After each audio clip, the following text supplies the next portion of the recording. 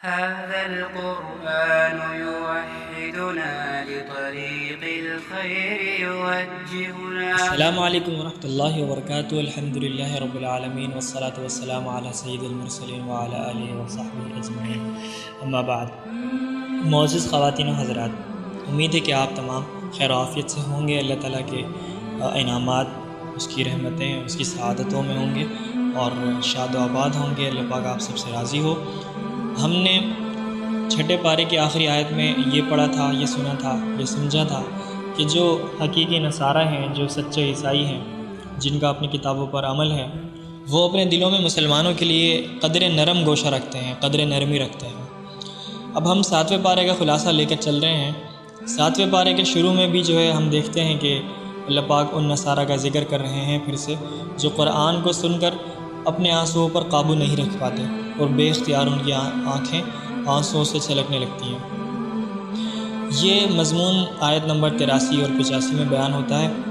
یہ آیت دراصل حبشہ کے ان نصارہ، ان عیسائیوں کے بارے میں نازل ہوئی تھی جن کے ملک میں مسلمان ہجرت کر کے تشریف لے گئے تھے. انہوں نے جب مسلمانوں کی زبان سے قرآن مجید فرقان حمید سنا تو روتے روتے ان کی ہچکیاں بند گئیں اور ان کی داڑیاں آنسوؤں کی رم جھم سے تر ہونے لگی. دراصل بات یہ ہے کہ قرآن کلام اللہ ہے اور کلام اللہ میں ایسی تاثیر ہے،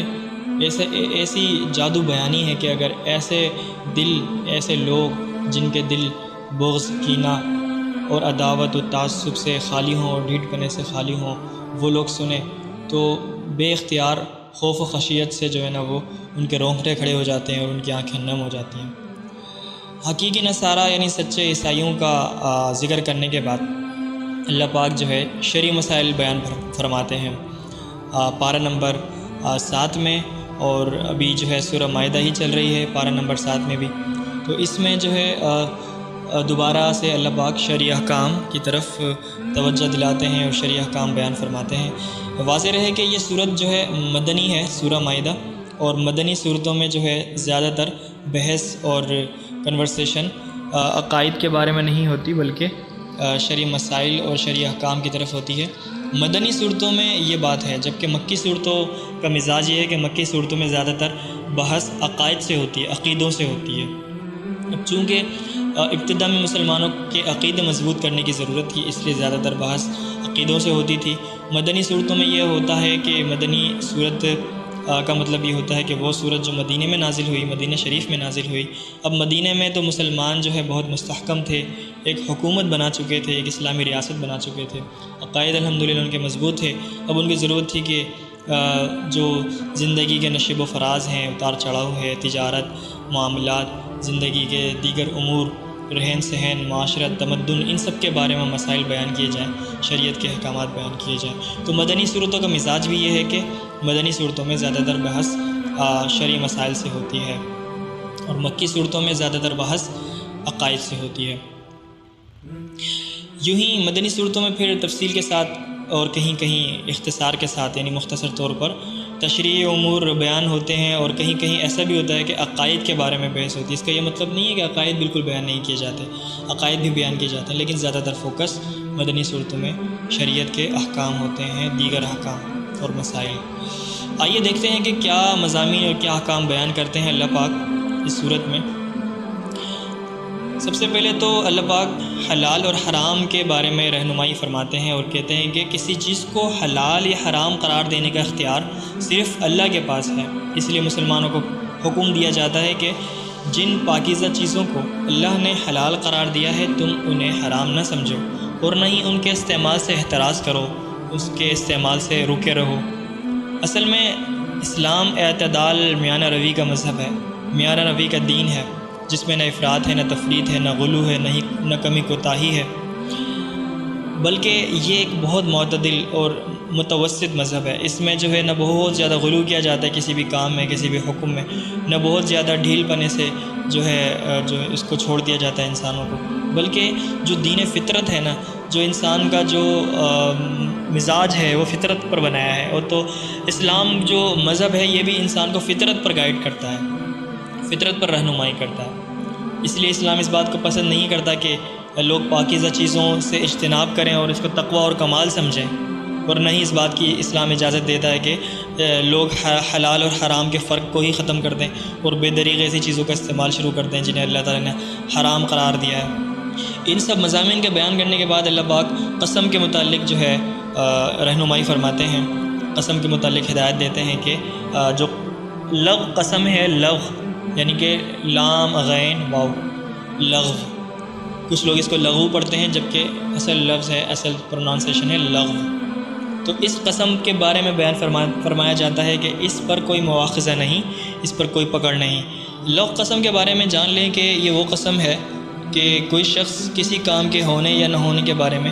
اپنے ذہن میں خیال رکھتا ہو، ایک سوچ رکھتا ہو، ایک علم رکھتا ہو اور اس کے متعلق وہ اسی علم کے مطابق وہ قسم کھائے، جبکہ حقیقت میں بات اس کے خلاف ہو اور حقیقت میں بات کچھ اور ہو اور اس کی قسم غلط ہو جائے، لیکن اس کو اپنے علم پر بھروسہ ہو، اس بھروسے کی بنیاد پر وہ قسم کھائے تو وہ قسم غلط ہو، تو اس قسم کو لغو کہتے ہیں۔ اس پر کوئی مواخذہ نہیں ہے۔ اس کی مثال آپ سمجھیں، اس کی مثال آپ سنیں، پھر آپ بہتر طور پہ سمجھ سکیں گے۔ مثال اس کی یہ ہے کہ فرض کریں کہ زید خالد کا انتظار کر رہا تھا رات کو کہ خالد نے آنا تھا، اس کے ساتھ کھانے میں شریک ہونا تھا، تو وہ انتظار کرتا رہا زید خالد کا، لیکن خالد نہیں آیا تو زید مجبور ہو کر آخر سو گیا۔ زید کے سونے کے بعد خالد آ گیا، ٹھیک ہے، لیکن زید کو اس کا علم نہیں کہ خالد رات کو آ گیا تھا۔ اب صبح کسی نے زید سے پوچھا کہ کیا رات کو خالد آ گیا تھا، تو زید قسم کھا کر کہے کہ باخدا قسم خدا کی خالد نہیں آیا تھا، میں نے بہت انتظار کیا۔ تو اب جو زید کی جو قسم ہے وہ قسم لغو کہلائے گی۔ اس کا مطلب یہ ہے کہ زید کے علم کے مطابق تو خالد نہیں آیا، کیونکہ خالد آیا تھا اس کے سونے کے بعد، زید کو خالد کی آمد کا علم نہ ہو سکا تھا، تو اب زید قسم کھا رہا ہے اپنے علم کے مطابق سچی، لیکن حقیقت کے مطابق وہ قسم جھوٹی ہے، تو اس قسم کو لغو کہتے ہیں۔ دوسری قسم ہے منعقد، قسم منعقد اور قسم غموس۔ ان کے بارے میں بیان فرمایا جاتا ہے کہ یہ قسم جو ہے پکڑ ہے، باعث پکڑ ہیں، یہ جو ہے نافذ ہو جاتی ہیں اگر اس قسم کو کھانے کے بعد اگر توڑ دیا جائے تو کفارہ ادا کرنا ہوتا ہے۔ یہ دراصل مستقبل کی قسمیں ہوتی ہیں۔ مثال کے طور پہ آپ مستقبل کے کسی کام کے متعلق کرنے یا نہ کرنے کی قسم کھائیں اور پھر وہ قسم توڑ دیں تو پھر آپ کو اس کا کفارہ ادا کرنا ہوگا۔ مثال کے طور پہ آپ یہ قسم کھا لیں کہ میں باخدا لاہور نہیں جاؤں گا یا لاہور نہیں جاؤں گی، اور آپ مستقبل کے بارے میں قسم کھا لیں کسی کام کے کرنے یا نہ کرنے کے متعلق، اور پھر بعد میں آپ جا کے وہ کام کر لیں، آپ نے قسم کھائی تھی کہ وہ کام نہیں کریں گے تو پھر آپ وہ کام جا کے کر لیں، ٹھیک ہے، تو پھر آپ کی قسم ٹوٹ گئی، اب آپ کو کفارہ ادا کرنا ہوگا۔ مستقبل کی جو قسمیں ہوتی ہیں جس میں آپ کسی کام کے کرنے یا نہ کرنے کے بارے میں فیصلہ کرتے ہیں اور ارادہ کرتے ہیں قسم کھانے کے بعد، تو وہ منعقد ہو جاتی ہے، وہ لازمی پوری کرنی ہوتی ہے، وہ قسم معاف نہیں ہے، اگر آپ وہ توڑ دیتے ہیں تو اس کا آپ کو کفارہ ادا کرنا ہوتا ہے۔ اچھا جی، پھر جو ہے ہم جو مضمون منتقل ہوتا ہے وہ شراب، جوا، بت اور کیا کہتے ہیں پان سے اور جتنے بھی حرام کھیل ہیں جوئے وغیرہ کے، قمار کے، اس سے متعلق بیان آتا ہے۔ فرمایا جاتا ہے کہ یہ سارے فعل حرام اور شیطانی عمل ہیں، ان کے ذریعے سے شیطان مومنوں کے دلوں میں بغض، عداوت اور دشمنی کے بیج بوتا ہے اور انہیں اللہ کے ذکر سے، نماز سے اور اللہ تعالیٰ کی عبادت سے روک دیتا ہے۔ یہ بیان آیت نمبر 90 اور 92 میں ذکر ہوتا ہے۔ اس کے بعد رب العالمین اس صورت میں احرام کی حالت میں خشکی کے شکار کی جو ہے اجازت دیتے ہیں کہ سمندر کا شکار احرام کی حالت میں جائز ہے۔ واضح رہے کہ احرام کہتے ہیں اس مخصوص لباس کو جو حاجی اور یعنی کہ عمرہ کرنے والے اور حج کرنے والے حج اور عمرے کے دوران پہنتے ہیں، یہ عبادت کا حصہ ہے، یہ لباس اس کا جز ہے، اس کی شرط ہے، اور احرام باندھنے کے بعد محرم پر یعنی احرام پہننے والے پر، حاجی پر اور عمرہ کرنے والے پر بہت سارے کام جو اس کے لیے پہلے جائز تھے بعد میں حرام ہو جاتے ہیں، اور مخصوص مدت کے لیے یعنی جب تک وہ حج کر رہا ہے، جب تک وہ عمرہ کر رہا ہے، اس مدت تک کے لیے وہ کام اس پر حرام ہو جاتے ہیں۔ اس میں ایک کام شکار کا بھی تھا کہ خشکی کا شکار جو ہے محرم پر یعنی احرام پہننے والے پر بالکل بھی جائز نہیں ہے، البتہ اللہ پاک نے سمندر کے اور دریا کے جانوروں کے شکار کی اجازت دی ہوئی ہے کہ محرم دریا اور سمندر میں رہنے والے جانوروں کا شکار کر سکتا ہے۔ یہ بیان آیت نمبر سورہ مائدہ کی آیت نمبر 94 اور 96 میں آتا ہے۔ پھر جو ہے احرام کی مناسبت سے اللہ پاک بیت الحرام یعنی کعبہ شریف اور مکہ مکرمہ کا ذکر کرتے ہیں، یہ دراصل کعبہ کی خصوصیت ہے کہ اللہ تعالیٰ نے اسے اور اس کے گرد و پیش جتنی بھی جگہیں ہیں، جتنے بھی علاقے ہیں، ان سب کو حرم قرار دیا، یعنی محترم قرار دیا اللہ پاک نے۔ اس کی حرمت اور امن کا اندازہ خواتین و حضرات اس بات سے لگائیں، حضرت عمر رضی اللہ عنہ نے فرمایا کہ اگر میں اپنے والد خطاب کے قاتل کو بھی حرم میں دیکھ لوں تو اس وقت تک اپنے ہاتھ اس پر نہیں اٹھاؤں گا، اس وقت تک اسے قتل نہیں کروں گا جب تک کہ وہ قاتل حرم کی حدود سے باہر نہیں نکل جائے۔ فرمایا جاتا ہے کہ زمانہ جاہلیت میں مشرکین نے بہت سارے جانور خود حرام قرار دے دیے تھے، جبکہ اللہ تعالیٰ نے اسے حرام نہیں قرار دیا تھا، انہوں نے خود سے اپنے طور پہ فرض کر لیا تھا یہ حرام ہے، اور ان کے مخصوص نام بھی رکھ دیے تھے۔ ایک کا نام بحیرہ رکھ دیا تھا، کسی کا نام صائبہ رکھ دیا تھا، کسی کا نام وسیلہ اور حام رکھ دیا تھا، یعنی کہ جانوروں کو ان کے جن بتوں کی وہ پوجا کرتے تھے ان بتوں کا نام رکھ دیتے تھے جانوروں کا، اور پھر اس کو حرام سمجھ لیتے تھے، پھر وہ اس کو نہ کھاتے تھے نہ اس کو کسی اور استعمال میں لاتے تھے، ویسے چھوڑ دیتے تھے۔ آیت نمبر 103 میں یہی بات بیان فرمائی جاتی ہے اور واضح طور پر بتایا جاتا ہے کہ یہ مشرکین کا جھوٹ، فعل اور دھوکہ ہے، اور ایسی کوئی بات اللہ تعالیٰ نے مقرر نہیں کی، اللہ تعالیٰ نے ان میں سے کسی جانور کو حرام قرار نہیں دیا۔ پھر بیان ہوتا ہے کہ جب کسی انسان کو موت کی آہٹ محسوس ہونے لگے، اس کو پتہ لگنے لگے کہ اب وہ بس مرنے والا ہے، اس کا آخری وقت آ گیا ہے،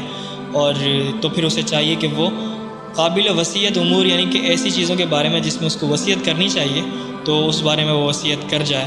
اس وصیت پر پھر 2 قابل اعتماد لوگوں کو گواہ بھی بنا لے، تاکہ کل کلاں اگر اختلاف ہو جائے، کوئی اونچ نیچ ہو جائے تو گواہی کام آئے، گواہی کی روشنی میں جھگڑا نہ ہو اور گواہی کی روشنی میں معاملہ اچھے طریقے سے نمٹ جائے۔ حلال و حرام کے ان مسائل کے بعد پھر قیامت کے دن کی منظر کشی کی جاتی ہے، اور قیامت کے دن کے احوال بیان کیے جاتے ہیں، جب تمام رسولوں کو جمع کر کے ان سے سوال کیا جائے گا کہ جب تم نے میرا پیغام میرے بندوں تک پہنچایا تھا تو تمہیں کیا جواب دیا گیا۔ اللہ پاک فرماتے ہیں کہ تمام رسولوں کو اللہ پاک قیامت کے دن جمع کرے گا اور کہے گا کہ جب تم نے میرا پیغام میرے بندوں تک پہنچا دیا تھا تو تمہیں کیا جواب دیا گیا۔ انبیاء کے ساتھ سوال و جواب کے تناظر میں پھر اللہ پاک حضرت عیسیٰ علیہ السلام کے ساتھ خاص طور پر گفتگو کا تذکرہ کرتے ہیں، کہ جس میں یہ بتایا جاتا ہے کہ اللہ تعالیٰ قیامت کے دن عیسیٰ علیہ السلام کو اپنے احسانات یاد دلائے گا۔ اللہ تعالیٰ کے انعامات کے تذکرے میں پھر وہ مائدے والے قصے کا بھی ذکر کیا جاتا ہے، جب عیسیٰ علیہ السلام کے ساتھیوں نے، ان کے تلامذہ نے، ان کے حواریوں نے عیسیٰ علیہ السلام سے درخواست کی تھی کہ آپ اللہ تعالیٰ سے درخواست کریں، دعا کریں کہ وہ ہمارے لیے آسمان سے مائدہ نازل فرمائے، یعنی ایسا دسترخوان نازل فرمائے جس میں کھانے کے لذیذ انواع و اقسام کے کھانے سجے ہوئے ہوں، مختلف نعمتیں سجی ہوئی ہوں۔ اسی قصے کی مناسبت سے دراصل اس سورت کا نام مائدہ رکھا گیا ہے۔ اپنے چند احسانات گنوانے کے بعد پھر اللہ پاک سوال کریں گے، اے عیسیٰ مریم کے بیٹے، کیا تم نے لوگوں سے کہا تھا کہ مجھے اور میری والدہ کو اللہ کے سوا معبود بناؤ، خدا بناؤ؟ حضرت عیسیٰ علیہ السلام بارگاہ جلال میں عرض کریں گے کہ اے باری تعالیٰ، اے پروردگار عالم، تو پاک ہے، میرے لیے کہنا مناسب نہیں تھا کہ میں ایسی بات کہتا جس کا کہنے کا مجھے حق نہیں تھا۔ پھر عرض کریں گے کہ میں نے تو انہیں صرف اور صرف ایک اللہ کی عبادت کا حکم دیا تھا، ایک اللہ کی طرف تبلیغ کی تھی، اگر انہوں نے میرے بعد حکم کی نافرمانی کی ہے تو آپ کو اختیار ہے، چاہے تو انہیں سزا دیں اور چاہے تو معاف کر دیں۔ یہ سارے مضامین آیت نمبر 116 اور 118 میں بیان ہوتے ہیں۔ پھر قیامت کے دن کی منظر کشی کی جاتی ہے اور اللہ تعالیٰ کی وحدانیت، اس کی قدرت اور اس کی ہمگیر سلطنت کے تذکرے ہوتے ہیں، اور اسی تذکرے پر سورہ مائدہ اختتام پذیر ہو جاتی ہے۔ معزز خواتین و حضرات، 7ویں پارے کے دوسرے پاؤں میں سورہ مائدہ جب اپنے اختتام کو پہنچ جاتی ہے تو سورۃ الانعام کا آغاز ہوتا ہے۔ یہ 165 آیات اور 20 رکوع پر مشتمل ہے۔ یہ مکی صورت ہے، اور آپ جانتے ہیں کہ مکی صورتوں میں عام طور پر 3 بنیادی عقائد یعنی کہ توحید، رسالت اور آخرت سے بحث کی جاتی ہے۔ اس صورت میں ایک نمایاں خصوصیت یہ ہے کہ اس میں مشرکین کے غلط عقائد کی تردید کے لیے تقریر اور تلقین 2 اسلوب اختیار کیے گئے ہیں، 2 طریقے اختیار کیے گئے ہیں۔ تقریر کا اسلوب کیا ہے؟ اس کا مطلب یہ ہے کہ اللہ تعالیٰ کی توحید اور قدرت و عظمت کے دلائل کو، اس کی نشانیوں کو ایسے مسلم اور مانے ہوئے اصولوں کی صورت میں پیش کیا جائے کہ ان کا انکار ایسا انسان کر ہی نہیں سکتا جسے اللہ تعالیٰ نے قلب سلیم اور عقل صحیح سے نوازا۔ اگر کوئی بندہ بیوقوف نہ ہو، احمق اور ڈھیٹ نہ ہو بلکہ نارمل بندہ ہو، معتدل ہو، سمجھدار ہو، تو وہ ہرگز ان برہان، ان دلائلوں کو جو ہے رد نہیں کر سکتا، ان کا انکار نہیں کر سکتا، جو کہ اللہ پاک ابھی تقریر کے اسلوب سے بیان فرما رہے ہیں، یعنی کہ اس کو تقریر کا اسلوب کہتے ہیں۔ آپ اس صورت کا مطالعہ فرمائیں گے تو آپ کو وقفے سے ایسی آیت ملیں گی جس میں اللہ پاک زمین و آسمان کے موجود ہونے، بندوں پر اس کے غلبے اور ظاہر و باطن کا عالم ہونے کا یوں ذکر فرماتے ہیں کہ گویا ان دعووں کو مشرکین خود بھی تسلیم کرتے ہیں، اور یہ دعوے ایسے ہرگز نہیں کہ ان کے ثبوت کے لیے دلائل دیے جائیں یا بہت زیادہ مغز ماری کی جائے۔ جب صاحب نظر انسان کائنات پر ایک نظر ڈالتا ہے تو وہ اللہ تعالیٰ کے وجود، اس کی عظمت و کبریائی اور اس کے غلبے اور قدرت کا اعتراف کیے بغیر نہیں رہتا۔ درجہ ذیل آیت میں اسی اسلوب کی جھلک دکھائی دیتی ہے، اور آسمان اور زمین میں وہی ایک اللہ ہے جو تمہاری پوشیدہ اور ظاہری باتیں سب جانتا ہے، اور جو تم عمل کرتے ہو وہ سب سے واقف ہے۔ آیت نمبر 3، اور وہ بندوں پر غالب ہے اور تم پر نگہبان مقرر کیے رکھتا ہے۔ آیت نمبر 61، اور وہی تو ہے جو رات کو نیند کی حالت میں تمہاری روح قبض کر لیتا ہے اور جو کچھ تم دن میں کرتے ہو اس سے خبر رکھتا ہے۔ آیت نمبر 60، اسلوب تلقین۔ ابھی ہم نے اسلوب تقریر پڑھا تھا، ابھی اسلوب تلقین پڑھتے ہیں۔ اس کا حاصل یہ ہے کہ اللہ تعالیٰ اپنے رسول امی کو ایسے دلائل سکھاتا ہے جن کا منکرین کے پاس کوئی جواب نہیں ہوتا، اور وہ شرمندگی اور صرف گندگی یعنی کہ لاجوابی کے اس سے شرم سے مجبور ہو کر خاموش ہو جاتے ہیں۔ یہ اسلوب عام طور پر سوال اور جواب کی شکل میں ہوتا ہے۔ مثال کے طور پر آیت نمبر 12 میں ہے، آپ ان سے سوال کیجئے کہ آسمانوں اور زمینوں میں جو کچھ ہے یہ کس کا ہے؟ ظاہر ہے کہ دل سے تو مشرکین بھی تسلیم کرتے تھے کہ سب کچھ اللہ ہی کا ہے، لیکن زبان سے اعتراف کرنے میں انہیں حجاب ہوتا تھا، انہیں اپنے ڈھیٹ بننے کی وجہ سے شرم آتی تھی۔ اس لیے فرمایا گیا کہ آپ خود ہی جواب دے دیجئے کہ جو کچھ ہے سب اللہ ہی کا ہے۔ اور آیت نمبر 19 میں ہے کہ ان سے پوچھو کہ سب سے بڑھ کر کس کی شہادت ہے؟ کہہ دیجئے کہ اللہ ہی میرے درمیان اور تمہارے درمیان گواہ ہے۔ تقریر اور تلقین کے یہ دونوں اسلوب سورہ انعام میں ساتھ ساتھ چلتے ہیں۔ اس صورت کی ابتدا اللہ تعالیٰ کی حمد و ثنا، عظمت اور توحید سے ہوتی ہے۔ توحید کے ساتھ رسالت کا بھی ذکر ضروری ہے، چنانچہ بتایا گیا کہ منکرین کی عادت ہے کہ رسول اللہ صلی اللہ علیہ وسلم جو بھی دلائل اور برہان ان کے سامنے پیش کرتے ہیں یہ ان سے اعراض کرتے ہیں، ان سے منہ پھیرتے ہیں، اور جواب میں ڈھیٹ بن کر کہتے ہیں کہ اس نبی پر کوئی فرشتہ کیوں نہیں اتارا گیا۔ توحید و رسالت کے بعد مر کر پھر زندہ ہونے اور سزا و جزا کا ذکر ہے۔ فرمایا جاتا ہے کہ تمہیں اللہ قیامت کے دن ضرور جمع کرے گا، اس میں کوئی شک نہیں۔ آیت نمبر 16، یہ تینوں مضامین سورہ انعام میں عدل بدل کر تلقین اور تقریر کے اسلوب کے ساتھ چلتے رہتے ہیں، یہاں تک کہ بات ابو الانبیاء حضرت ابراہیم علیہ السلام تک جا پہنچتی ہے۔ اس میں کوئی شک نہیں کہ حضرت ابراہیم علیہ السلام جو ہے شرک میں ڈوبی ہوئی دنیا میں روشن مینار تھے۔ انہوں نے جب سورج، چاند، ستاروں اور ہاتھوں سے بنائے گئے بتوں کو معبود تسلیم کرنے سے انکار کر دیا اور رب واحد کی کبریائی پر ایمان کا اعلان کیا تو انہیں سب سے پہلے اپنے والد ہی کی مخالفت کا سامنا کرنا پڑا، مگر انہوں نے اس مخالفت کی کوئی پرواہ نہ کی اور دعوت توحید کا سلسلہ جاری رکھا۔ آیت نمبر 74 اور 81 میں یہ مضمون بیان کیا جاتا ہے۔ یہی دعوت دوسرے انبیاء نے بھی اپنے اپنے زمانے میں دی۔ سورہ انعام میں ان انبیاء سے 18 کے نام مذکور ہیں اور ان سب کو اللہ تعالیٰ نے وحی سے مشرف کیا تھا۔ ان کے علاوہ جو بھی بے شمار انبیاء کرام تشریف لائے ان کے نام قرآن میں مذکور نہیں ہے، بس ان کی طرف جو ہے اشارتاً ذکر کیا جاتا ہے۔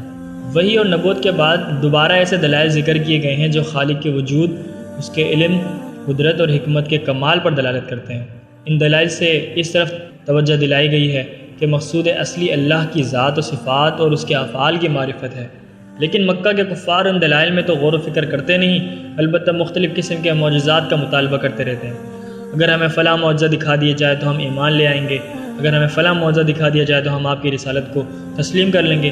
حالانکہ ان کی یہ باتیں زبانی جمع خرچ کے سوا اور وقت ضائع کرنے کے سوا کچھ نہیں۔ حقیقت یہ ہے کہ صاحب طلب